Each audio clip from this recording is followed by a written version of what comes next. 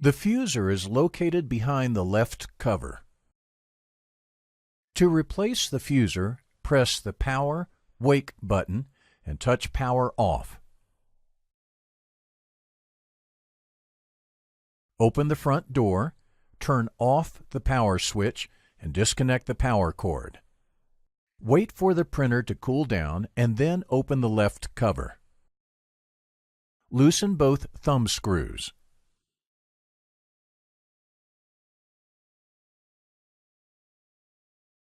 Slide the fuser out of the printer.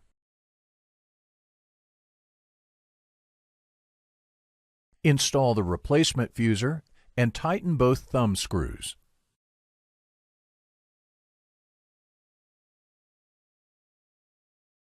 Close the left cover and power on the printer.